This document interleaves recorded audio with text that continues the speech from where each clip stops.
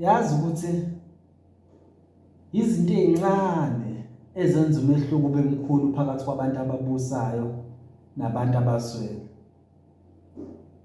Abantu ababusayo bayazi ukuthi ukuze babe nento kumele bayisebenzele kanzima, kanti abantu abaswele bayitshela ukuthi yonke into bayideserve kodwa bazi ukuthi kumele bayisebenzele kanjani ukuze ibe khona, kodwa yona bayidinga ikhona.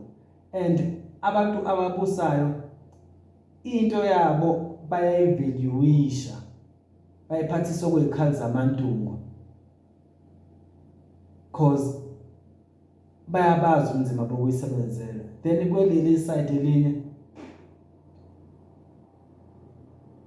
ayikhohlwa, ungabenzela noma yini enhle, ubathengele noma yini, bazoyidestroy nje ngesikhathi esincane cause abanendaba. So yabona ngenkathi lo evaluisha izinto zakhe zihlala isikhathi eside, ngala bahlezi bebuyele emuva.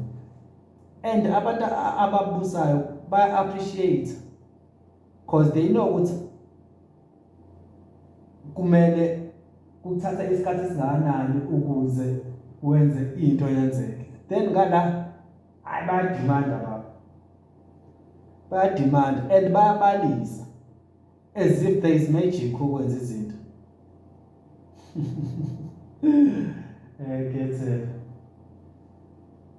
kuyohamba kuhambe empilweni, kumele uzikhethe wena cause most of the time kuyenzeka wena uthi mawenza izinto wenzele wonke umuntu kodwa bona but bebe namandla, banamandla okwenza izinto zabo kuphela.